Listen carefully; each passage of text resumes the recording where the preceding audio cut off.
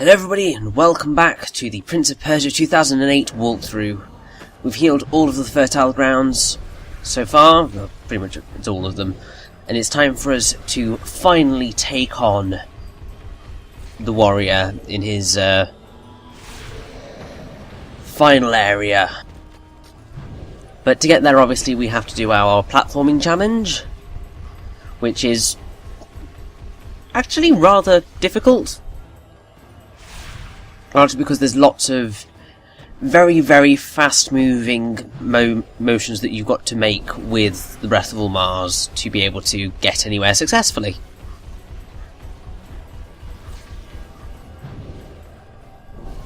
But this is pretty much the most climactic fight of all of the corrupted that we have faced. It's really well done, I have to say. I'm a massive fan of this fight. It's also because it's very artistically pleasing, which you'll understand what I mean by that when we reach where the warrior actually is and get into the fight proper. But obviously, the fight isn't just going... well, this entire part isn't just going to be about the warrior. We are going to go on to a wonderful light seed hunt, but yeah, we're not fleeing, dude. So we have to get the warrior off this slight edge here, which is easier said than done, but we should be able to get him off reasonably quickly, I hope. Unfortunately, he is going to make excellent use of his quick-time event spam again. Also, he talks a lot during this fight. A lot more than he ever has up until this point.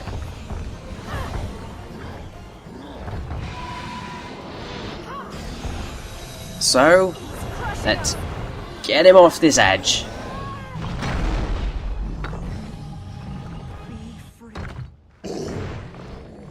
And nope, that was not working. That sucks. Can you do the healing without his body? Go! Oh, it's not over yet. How on earth could I claim it to be very climactic if it wasn't over yet? Well, if it was over. You know what I mean.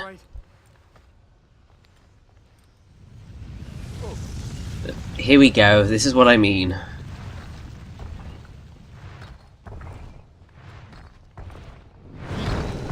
He's on fire. Now, this is very climactic. Unfortunately, you can't actually do anything to hurt him. Like, if you attack him, you're gonna get hurt yourself. However, all you need to do is just last.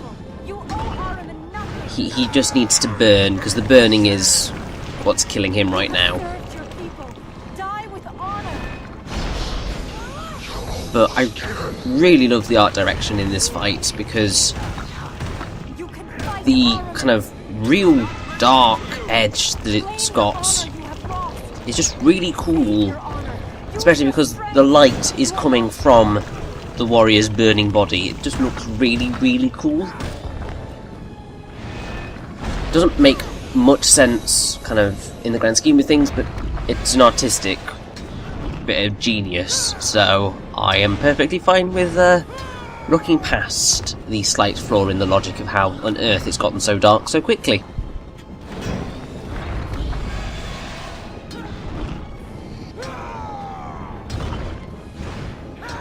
And I'm not quite sure how the fact that you are not allowed to attack him with anything, otherwise you will get hurt.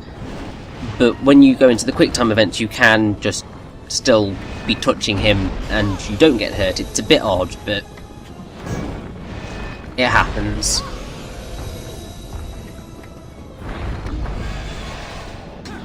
And he's nearly out of there. Come on, warrior, just be at peace, man. because you really need to be, dude.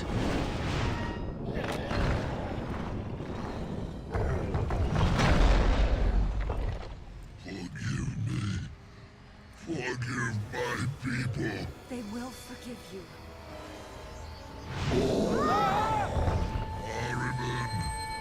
Harriman, you must.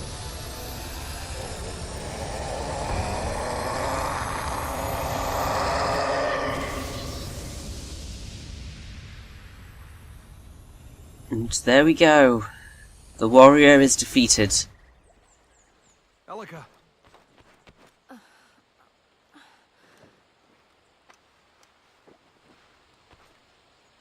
I told you not to hesitate. He saved us. He tried to kill us and we got lucky. Don't let our luck run out. So now we've got to walk with Elika in our arms for a little bit. All right. We got away. You don't have to rush. Okay, But- I might have exaggerated the getting away. Yeah. He moves very slowly, so you can't rush anyway.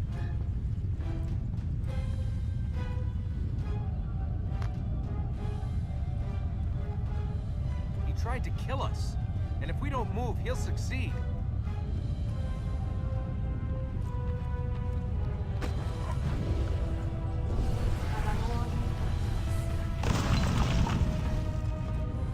And now it is time for us to properly make our escape. It's pretty easy. We just need to get to the end of this bridge, essentially.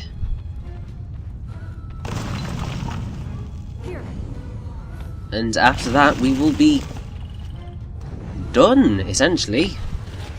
I mean, obviously we've got our light seed hunt, but that's not going to take us too long, thankfully. I told you not to hesitate. He saved us. We got lucky. He fought Ahriman. He died honorably. You can't die honorably. You can just die. If he'd really wanted to fight Ahriman, he should have done it when he was alive.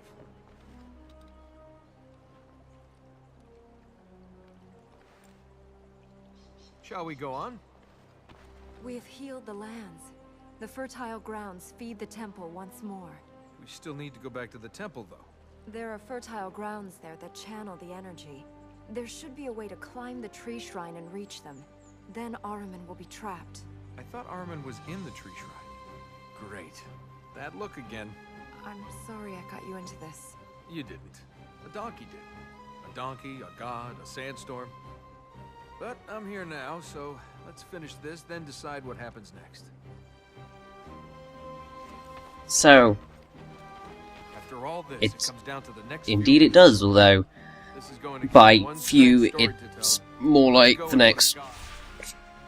hour, almost. Because you're looking at another 15 minutes of light seed hunting. And then the next... Well, it's not that long, actually. Because I'm thinking about the length of the finale part, which is happening next. And it's quite a long part, but the stuff that's actual gameplay is... it's less, much less. So you may be looking at the next 40 minutes of gameplay, is what it comes down to. Which is kind of ridiculous, really.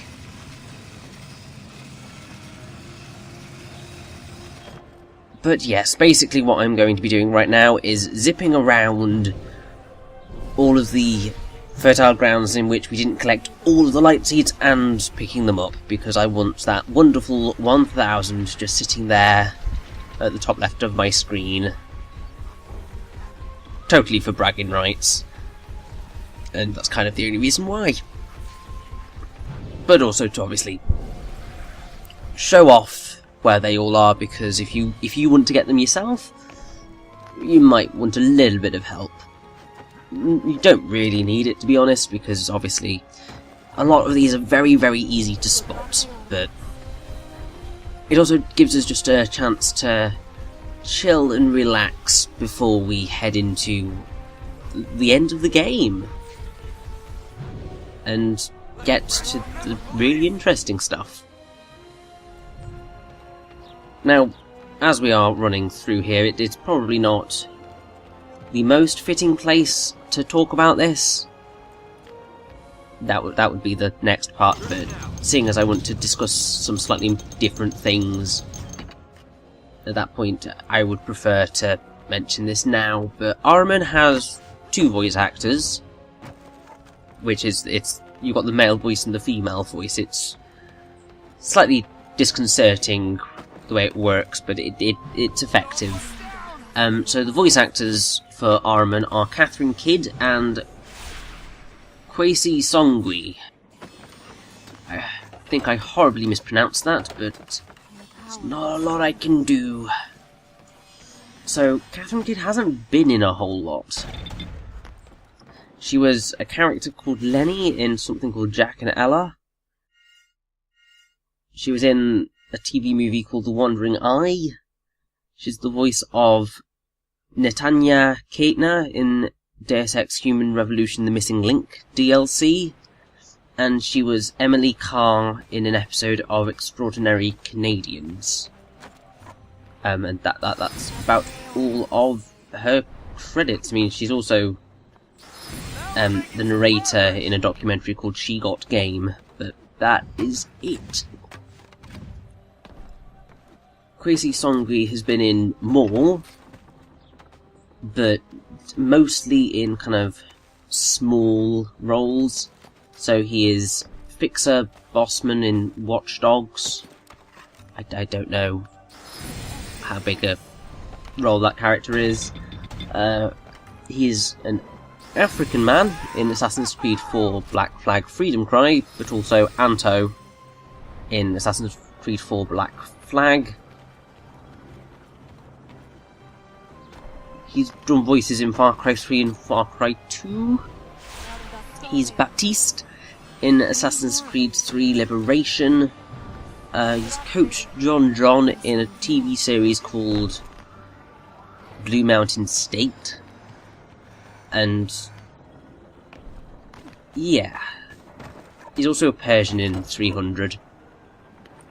I really don't quite know what to say as a primary famous role, because it doesn't seem to have a whole lot. But there we go. Oh, we're at the light seeds, which I took forever to find a way to. So what you're meant to do is climb up these rings here and jump over to them. I had to go a really backwards way to get there, because what I ended up doing was I ended up climbing all the way up to kind of above it, and then being just like, oh, I see the rings now. Balls. So then I had to try and make my way down, and it just didn't end well. Now, the way you're meant to get off them is just jump onto the ground beneath you. It's pretty simple, but yeah, I might as well just teleport out of there, because it makes more sense, really.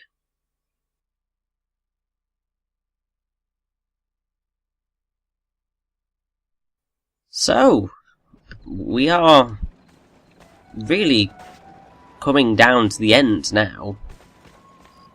Obviously there will be a lot of stuff to talk about when we finally take on Ahriman, but we're nearing the end of the game, and I have kind of run out of things to talk about it, apart from what we have yet to face.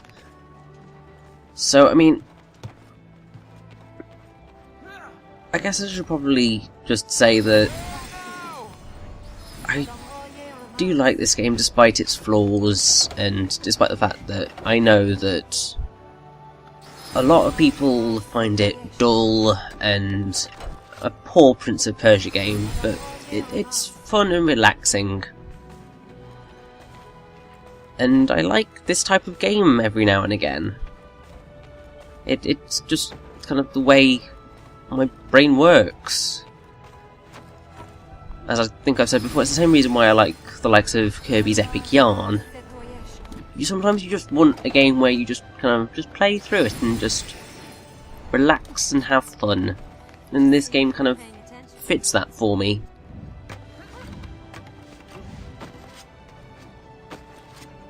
But also, as I've been kind of proving throughout this walkthrough, this game does some things really, really, really right. Like, its narrative links to the gameplay things is just brilliant. And I believe that, well, this game has a lot of similarities to Enslaved Odyssey to the West in that respect. I mean, I'd say this game does certain things better than Enslaved, because that has some more gamey game elements. But looking at it, yeah, Prince of Persia 2008 did a lot of the things that Enslaved did 2 years later in 2010. And I don't think it really ever got the recognition for it.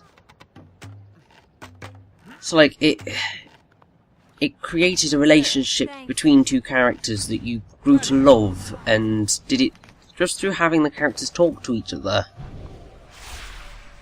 And kind of really kind of developed them out. But then also it's a very luscious and pretty game. But then also there are the complaints that the platforming is simple, if kind of fun to do, and the combat is relatively clunky. So the two games have a massive amount in common, surprisingly. Like, thinking about it, I am surprised by how much they do have in common.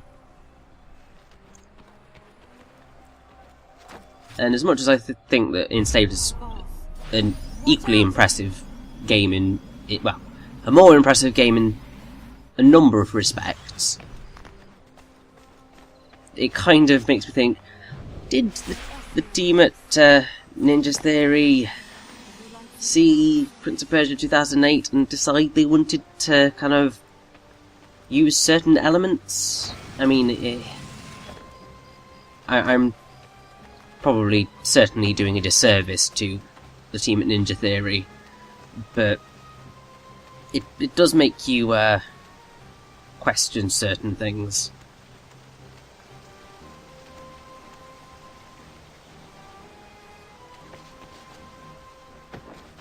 Also, once again, I get blooming buggered out of finding a light seed because I decided not to look up at a very precise moment. It happens a lot in this game, and to be perfectly honest, it's kind of probably the best way of being a sneaky little hider of the light seeds. It's just like, why?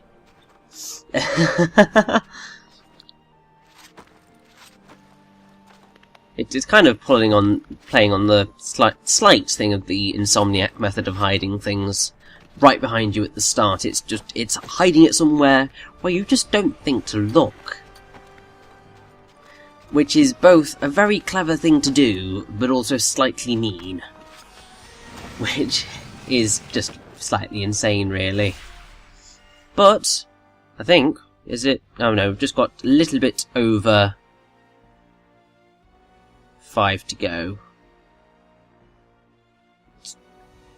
It's 11 light seeds, and then we will have collected every single one in the game, which makes me a very happy bunny. Now, something that I've kind of only just remembered about is that there are 4 achievements associated with getting from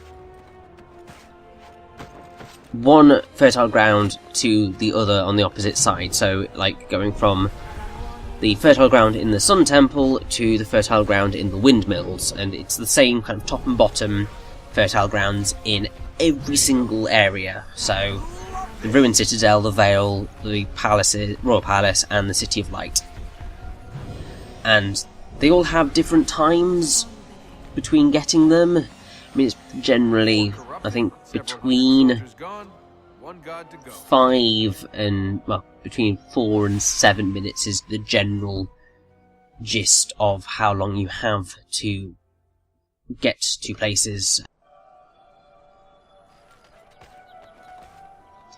It's not that bad. I mean, I would say generally if you think carefully about which, how should I put it? Think about which fertile grounds are easier to get to the top of, then that gives you a nice idea of which paths to take. So, the Ruined Citadel runner is Sun Temple's fertile ground to the windmills in 5 minutes. Well, I think that might be specific. Vale runner is from Construction Yards and Heaven's Stair in 6 minutes. Royal Palace runner is Royal Gardens and Coronation Halls in 4 minutes. And City of Light runner is Tower of Ahriman and City of Light in 7 minutes. So, I don't think they're that difficult to get. It's just kind of not failed, really. Although, from what I can gather, the ones that are worth 1340 are actually, which are Royal Palace and City of Light Runner, are actually easier than the Vale and the Ruined Citadel, at least according to a certain commenter on XboxAchievements.com. And to be perfectly honest, it sounds about right. I should also say that there are, oh gosh, 1, 2, 3, yeah, there's like 10 achievements associated, with collecting a large number of light seeds. You basically get them at 100 light seed intervals, which, if you've been following along or have, just done this normally, then you should be able to get it all quite nicely, which is very, very, very helpful. And now, it's time for us to slide our way down and get our final light seed of the game. There we go, 1000. So, I am going to teleport to the King's Gate, because I feel that works, and in the next part, we are going to take down Ahriman. Don't worry, Princess. Let's do We're this. almost there. The end of the game is here. I've never seen a girl, do what you do. You must have been looking for girls in the wrong places. I thought all this was legend. I thought this was all there was.